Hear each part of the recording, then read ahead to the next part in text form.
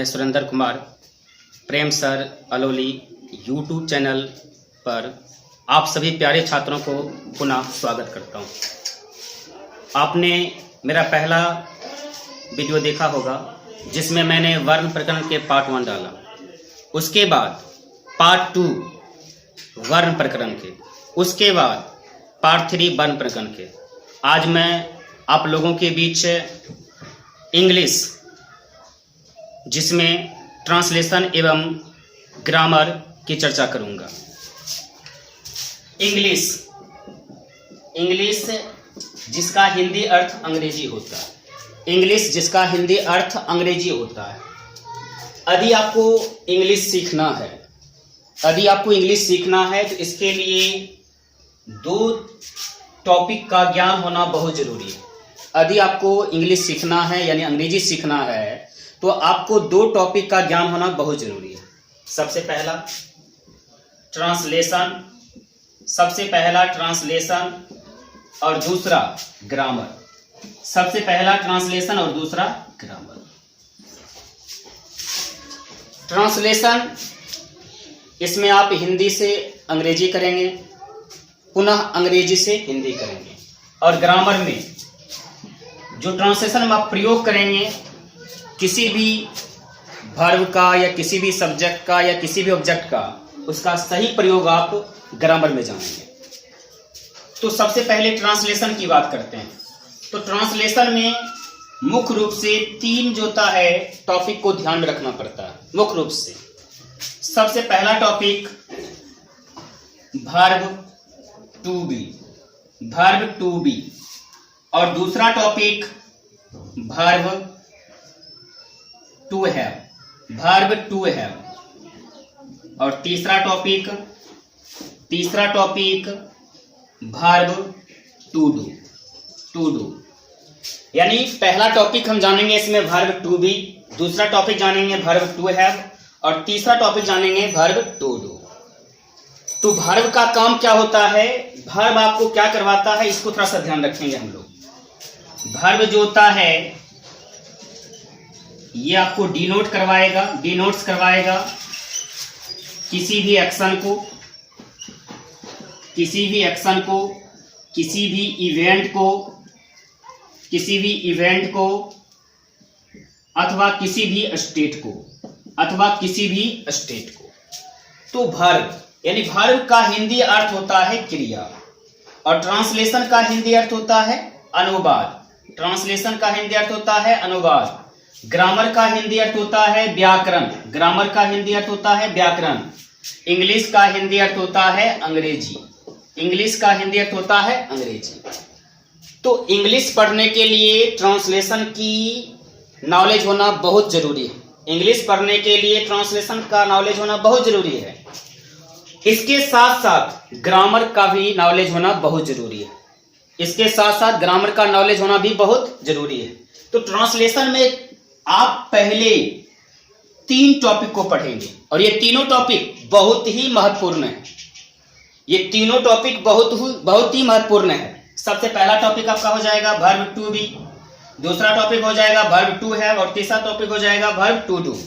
तो मैंने बताया वर्ब यानी क्रिया क्या डिनोट करवाएगा किसी भी एक्शन को, एक्शन मतलब कार्य को, किसी भी इवेंट को यानी घटना को और किसी भी स्टेट को यानी अवस्था को। पहले आप यहां तक लिख लें।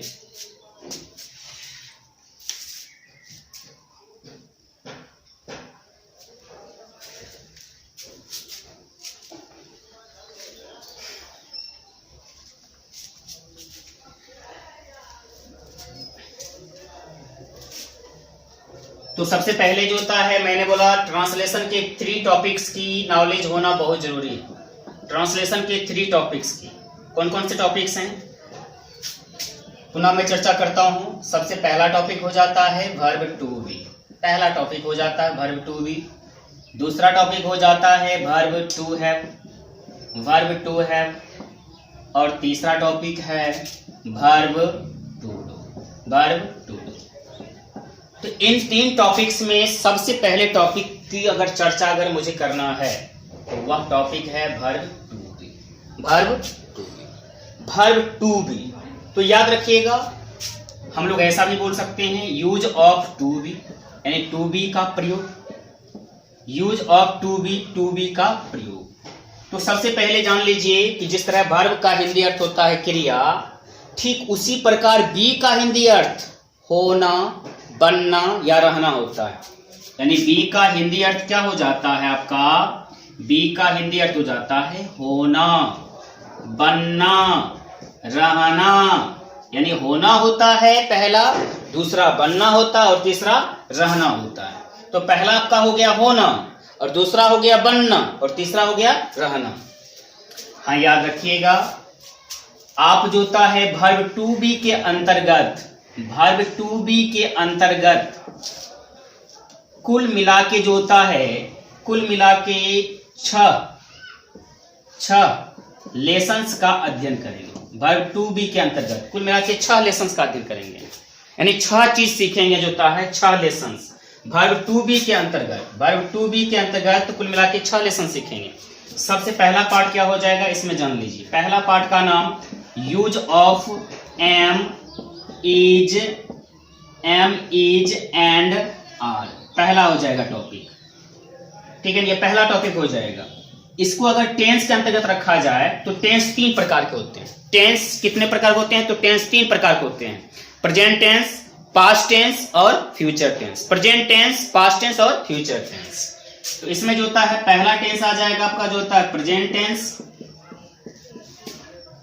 और दूसरे जो होता है इसमें जो पढ़िएगा 6 लेसन्स में दूसरा जो पढ़िएगा use of was and were, use of was and were, use of was and were. और तीसरा use of shall be, use of shall be and will be, use of shall be and will be पढ़ेंगे। इसे आप लिख लें।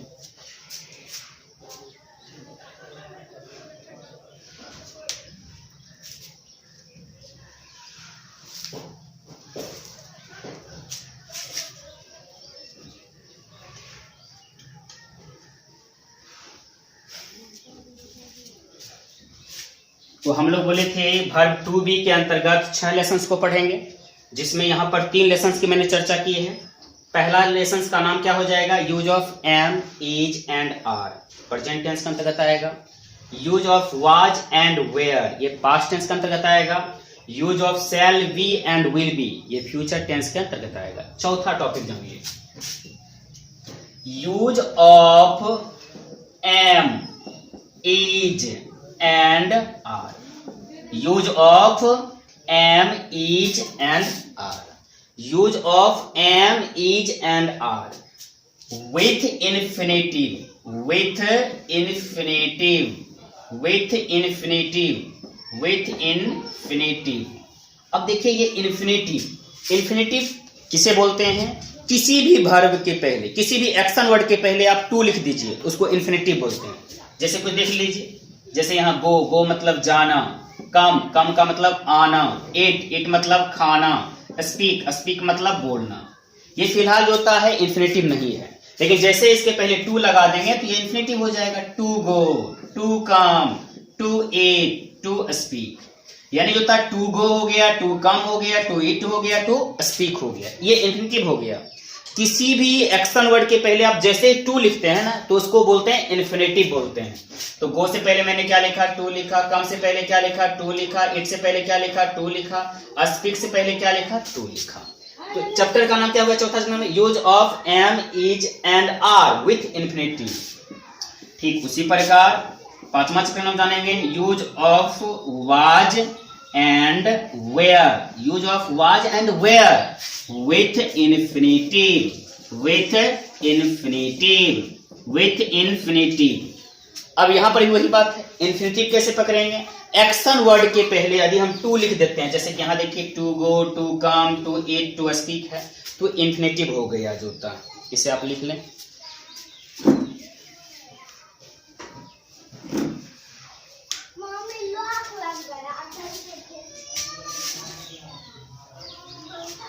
तो आप लोगों ने अभी तक 5 लेसन्स का अध्ययन किया है। किस चैप्टर के अंतर्गत जो होता है, वर्ब टू बी के अंतर्गत जो होता है। अब देखिए छठा क्या हो जाएगा, तो छठा हो जाएगा use of shall be and will be. Use of shall be and will be, use of shall be and will B with infinitive, with infinitive, with infinitive, with infinitive। तो यानी use of shall be and will B with infinitive, ये छठा chapter का नाम। तो हम लोगों ने पहला चैप्टर का नाम क्या जाना था, ये जानते हैं। सबसे पहला चैप्टर का नाम हम लोगों ने पढ़ा था इसमें use of am, is and are, use of am, is and are. इसको आप बेयर इंफिनिटिव भी कह सकते हैं, बिना इंफिनिटिव वाला, यानी जो एक्शन वर्ड के पहले टू नहीं लिखा रहेगा। तो इसमें याद रखिएगा हर एक वर्ड का पहले मैं हिंदी अर्थ कर देता हूं। यूज का हिंदी अर्थ होता है प्रयोग, यूज का हिंदी अर्थ होता है प्रयोग, और ऑफ का हिंदी अर्थ होता है के, एम का हिंदी अर्थ होता है हूं, एम का हिंदी अर्थ होता है हूं, इज का हिंदी अर्थ होता है, एंड का हिंदी अर्थ होता है और आर का हिंदी अर्थ होता है या हो, है या हो। तो यानी आप हिंदी में से कहें तो आप इसको बोल सकते हैं हूं, है और हैं, हो का हो, हैं हो के प्रयोग को जानेंगे। सबसे पहले जो था एम, जो लिखे थे एम, एम का हिंदी अर्थ मैंने क्या लिखा हूं लिखे, एम का हिंदी अर्थ जो होता है हूं। इज का हिंदी अर्थ, इज का हिंदी अर्थ जो होता है, इज का हिंदी अर्थ है भी होता है और हे भी होता है। जब आप बड़े लोगों की चर्चा करते हैं कि वे मेरे भाई हैं तो आप बोलते हैं he is my brother, he is my brother, वे मेरे भाई हैं, वे मेरे पिता हैं तो आप बोलते हैं ही इज माई फादर। वहां इज का हिंदी अर्थ क्या होता है होता है। और आर का भी हिंदी अर्थ होता है हैं या हो, ठीक है ना। तो ये सब जो होता है एम, इज, आर, ये तीनों जो होता है यहाँ वर्ब से, ये तीनों वर्ब से, ये तीनों क्या है वर्ब से हैं, यानी जो होता है ये तीनों वर्ब से हैं, ये तीनों वर्ब से हैं। लेकिन हाँ, इसको आप कह सकते हैं स्टेटिव वर्ब, यानी अवस्था बताने वाले वर्ब से हैं, अवस्था बताने वाले ये तीनों वर्ब से हैं। इसे लिख लें,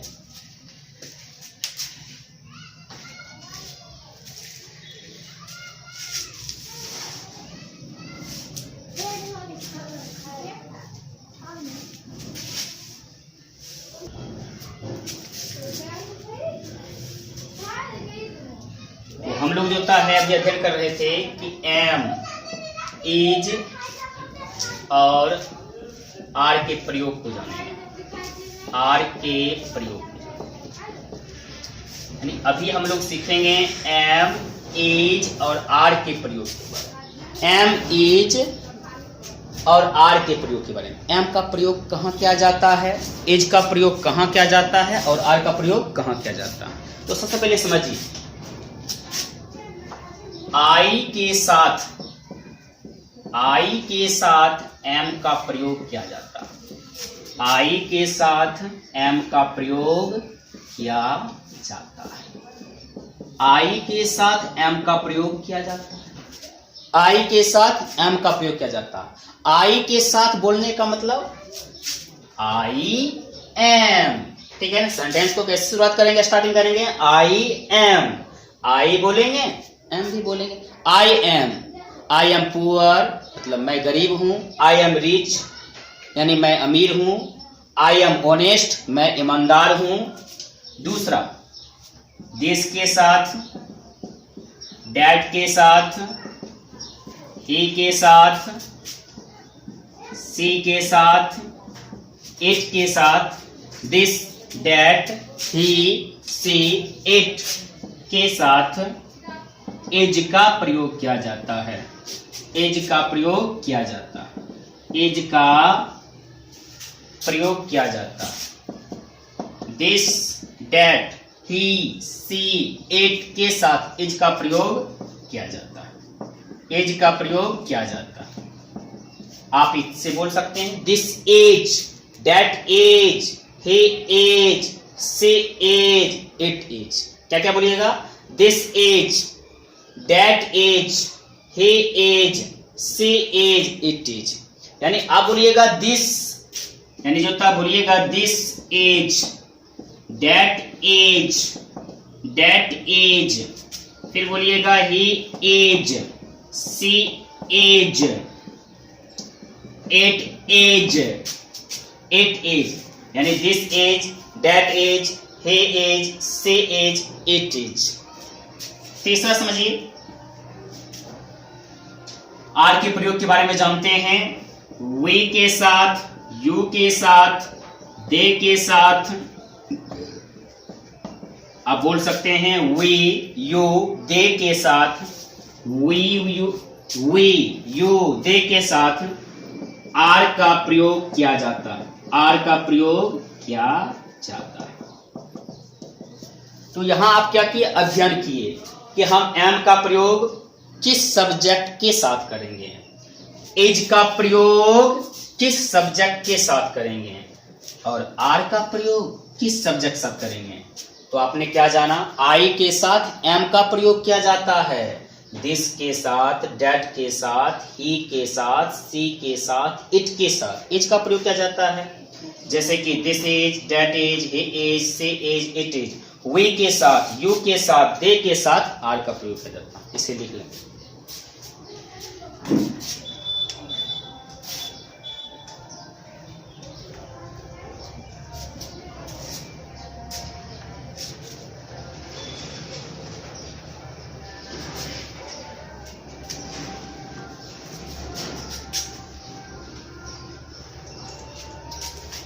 अब आप लोग पहले सभी सब्जेक्ट के हिंदी जान लीजिए।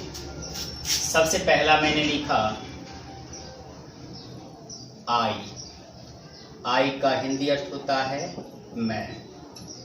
दूसरा दिस, दिस का हिंदी अर्थ होता है या, दिस का हिंदी अर्थ होता है या। नजदीक की वस्तु या प्राणी के लिए, नजदीक की वस्तु या प्राणी के लिए। उसके बाद होता है डेट, डेट का हिंदी अर्थ होता है वह। दूर की वस्तु या प्राणी के लिए, दूर की वस्तु या प्राणी के लिए, दूर की वस्तु या प्राणी के लिए। हाँ, एक चीज याद रखिएगा, दिस का प्लूरल सब्जेक्ट दिज होता है, दिस का प्लूरल सब्जेक्ट दिज होता है और दिज के साथ आर का प्रयोग किया जाता है, दिज के साथ आर का प्रयोग किया जाता है।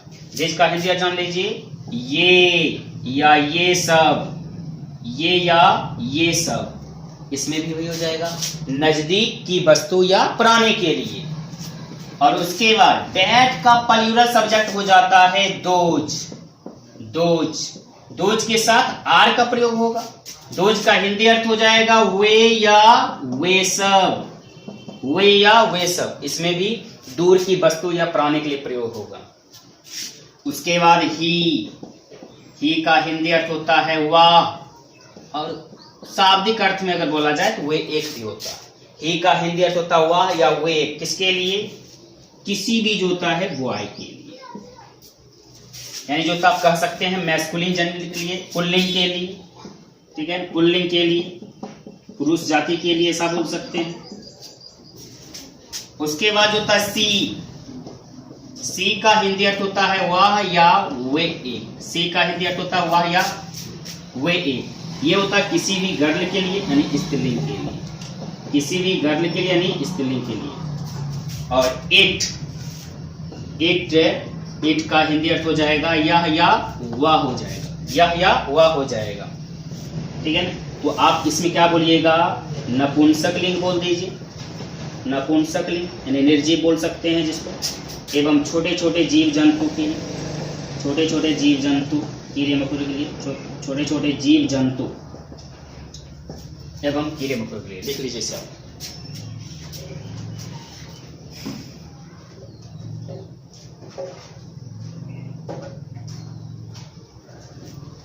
अब ध्यान दीजिए, हम लोगों ने जो था अभी क्या जाना, सब्जेक्ट का हिंदी अर्थ।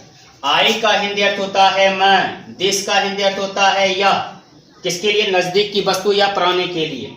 जैसे कि अभी देख सकते हैं जो होता है, यहाँ बोर्ड जो होता है, व्हाइट बोर्ड जो होता है मेरे नजदीक है, तो इसको क्या बोलेंगे हम? दिस बोल सकते हैं, डैट नहीं बोल सकते हैं। दिस बोल सकते हैं लेकिन डैट नहीं बोल सकते हैं। आप मुझसे दूर हैं तो आपको मैं डैट बोल सकता हूँ, दिस नहीं बोल सकता हूँ। आप मुझसे दूर हैं तो आपको मैं डैट बोल सकता हूँ, दिस नहीं बोल सकता हूँ।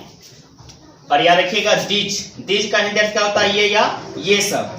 दोज, दोज का हिंदी अर्थ क्या होता है? वे या वे सब। और ही का हिंदी अर्थ होता है वह या वे। वे एक का प्रयोग कब कीजिएगा? जब बड़े लोगों की बात हो। जैसे वे एक शिक्षक हैं तो आप उन्हें आदर पूर्वक जो होता बोल रहे हैं, वे एक शिक्षक हैं तो बोलिएगा ही इज ए टीचर। वे एक वैज्ञानिक हैं तो आप बनाइएगा he is a scientist, he is a scientist. वे एक डॉक्टर हैं तो आप बोलिएगा ही इज ए डॉक्टर।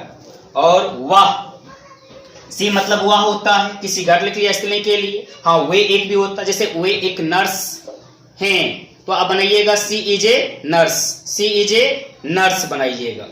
तो यहां पर देखिए इट का हिंदी अर्थ क्या होता है? यह या वह, नपुंसकलिंग एवं छोटे छोटे जीव जंतु।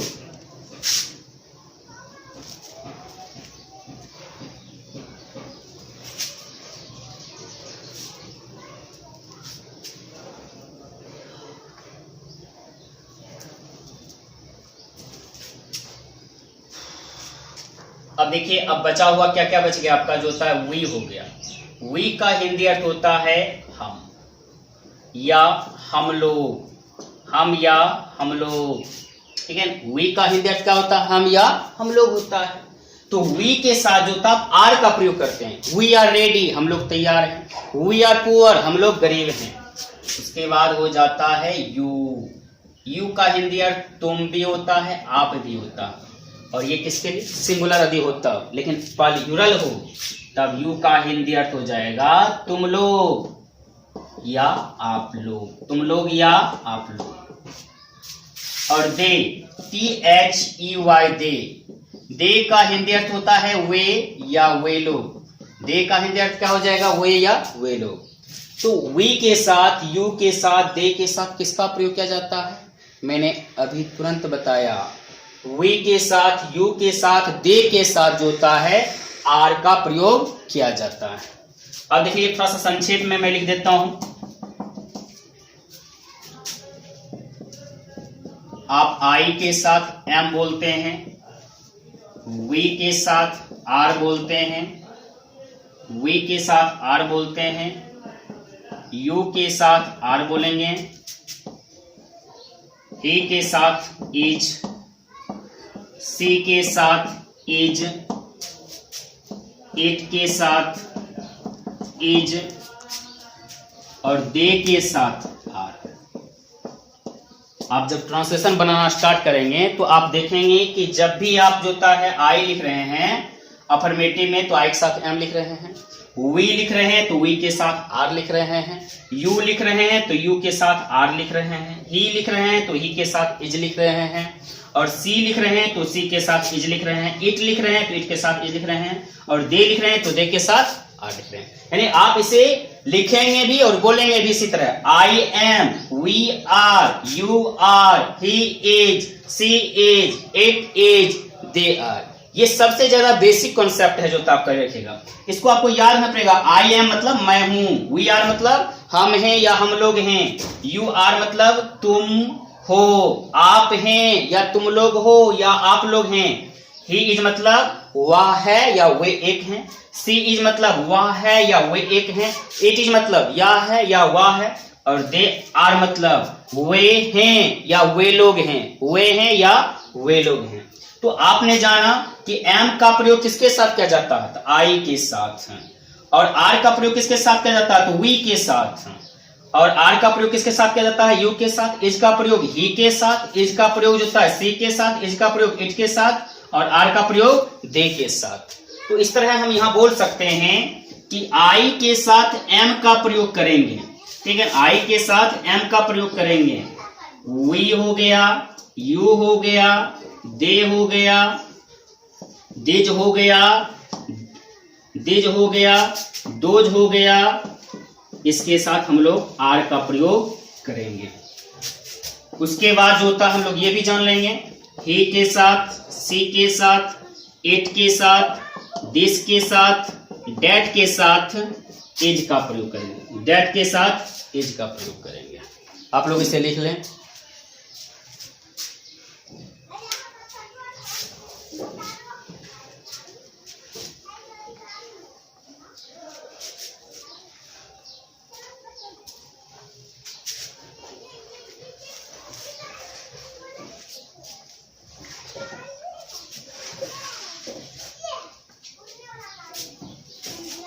आप लोग इस वीडियो में वर्ब टू बी का अध्ययन किया। वर्ब टू बी के अंतर्गत प्रेजेंट टेंस में 3 वर्ब आते हैं। पहला वर्ब हो गया एम, दूसरा वर्ब हो गया इज और तीसरा वर्ब हो गया आर।